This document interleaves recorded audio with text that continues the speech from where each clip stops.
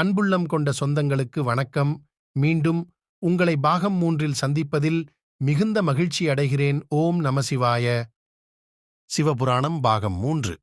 பிரஜாபதியில் ஒருவரான தட்ச பிரஜாபதிக்கும் பிரசுதிக்கும் மொத்தம் 60 பெண் புத்திரிகள் பிறந்தனர் என வேதங்கள் கூறுகின்றன. அதில் அதிதி, திதி, தனு, கலா, தனயு, சின்ஹிகா, குரோதா, பிரதா, விஸ்வா, வினதா, கபிலா, முனி, கத்ரு, தாட்சாயினி, ரதி, ரேவதி மற்றும் கார்த்திகை உட்பட 27 நட்சத்திரங்கள் இவர்களின் புத்திரிகள் ஆவார்கள். தட்ச பிரஜாபதி தன்னுடைய 60 புத்திரிகளில் 13 புத்திரிகளை காசிப முனிவருக்கு திருமணம் செய்து வைத்தார். இவர்களின் சந்ததிகளால் உலகத்தில் உள்ள உயிரினங்களின் பரிணாம வளர்ச்சி அடைந்தது. பின்பு தனது மகள்களில் 27 பேரை சோமனுக்கு மணம் முடித்து கொடுத்தார். தட்ச பிரஜாபதிதான் ஏற்ற பணியை செவ்வனே செய்து கொண்டிருந்தார். இந்த பிரஜாபதி என்னும் பதவியால் அவர் உலகில் உள்ள அனைத்து உயிர்களையும் ஒரு நெறிமுறைப்படுத்தி அவர்களை நிறைவுடன் வாழ வழிவகை செய்தார். தட்ச பிரஜாபதியின் 60 புத்திரிகளில் தாட்சாயினியும் ஒருவர்.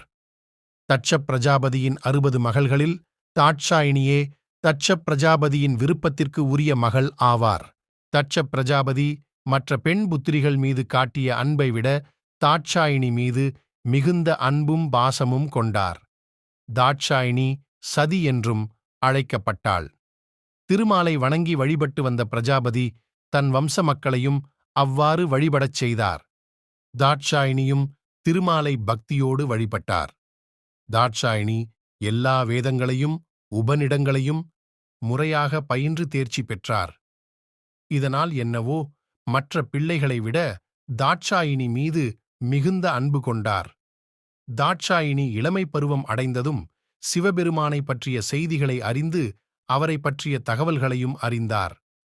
ஒரு சமயம் அவரை காணும் வாய்ப்பு தாட்சாயினிக்கு உண்டாயிற்று.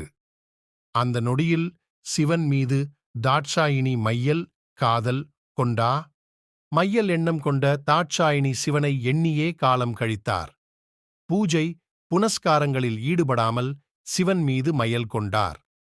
இதை அறிந்த தட்ச பிரஜாபதி தன் மகளிடம் ஏற்பட்ட மாற்றத்தைக் கண்டு அதிர்ந்தார். அதற்கான காரணத்தையும் அறிந்து தன் மகளை சிவன் மீது கொண்ட மையலால் ஏற்பட்ட மாயவலையில் இருந்து அகற்றி தன் மகளின் எதிர்காலத்தை காக்க எண்ணினார். பிரஜாபதியாயினும் அவரும் பெண்புத்திரிகளின் தந்தையாவார். பின் இந்த பிரச்சனையை தனது தந்தையான பிரம்மதேவரிடம் முறையிட சத்தியலோகம் சென்றார். அங்கு சென்று தன் தந்தையிடம் தட்ச பிரஜாபதி அதற்கான தீர்வை அளிக்குமாறு கேட்டார். தீர்வை அளிக்குமாறு கேட்டுச் சென்ற பிரஜாபதியிடம் பிரம்மதேவர் தாட்சாயினி எனும் சதிபராசக்தியின் அம்சம் என்றும் சிவபெருமானின் மறுபாதி என்றும் கூறினார். நீ மேற்கொண்ட பல யுகங்களின் தவத்தின் பலனாக ஆதிபராசக்தியிடம் வாங்கிய வரத்தின் பலனே ஆதிசக்தியே உனக்கு மகளாகவும் எனக்கு பேத்தியாகவும் பிறப்பெடுத்துள்ளாள். அதனால் சதியையே சிவனுக்கு திருமணம் செய்து வைப்பதே சாலச் சிறந்தது என்று கூறினார். தந்தையான பிரம்மதேவரிடமிருந்து சற்றும் எதிர்பாராத இந்த பதிலால் திகைப்புற்ற தட்ச பிரஜாபதி சினத்துடன் அவ்விடத்தை விட்டு அகன்றார். தட்ச பிரஜாபதி தன் மகளான சதியிடம் அவள் கொண்டுள்ள மையலால் ஏற்படும் விளைவுகளைப் பற்றி எடுத்து கூறி மையலை கைவிடும் முயற்சியில் இறங்கினார். அவர் சதியிடம், என் அன்பு மகளே, நீ மையல் கொண்டுள்ள சிவபெருமான் சுடுகாட்டில் வாசம் செய்பவன். அவனுக்கென்று மாடமாளிகை எதுவும் இல்லை, அவனுக்கென்று யாருமில்லை என்று எடுத்து கூறினார்.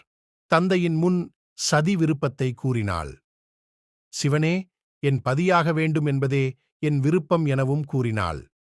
தாரகாசுரன் என்னும் அசுரன் சிவபெருமானை நோக்கி பல காலமாக உணவும் உறக்கமும் இன்றி கடுந்தவம் புரிந்தான்.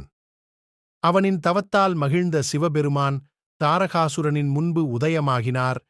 சிவபெருமானை கண்ட தாரகாசுரன் செய்வது அறியாது மெய்மறந்து நின்றான். என் பிறப்பின் நெடுநாள் பலனை யான் அடைந்துவிட்டேன் என்றும் இவ்வுலகத்தை மறந்து சிவனின் முன் நின்றான். தாரகாசுரனே, உன் தவத்தால் யான் மனம் மகிழ்ந்தோம். அசுரனே, உனக்கு வேண்டும் வரத்தினை கேள் என்று சிவபெருமான் கூறினார். மேலும் கதைகளுடன் பாகம் 4இல் சந்திக்கிறேன். ஓம் நமசிவாய. இதுபோன்ற ஆன்மீகத் தகவல்களை அறிந்து கொள்ள நமது சேனலை இப்பொழுதே சப்ஸ்கிரைப் செய்யுங்கள். ஓம் நமசிவாய.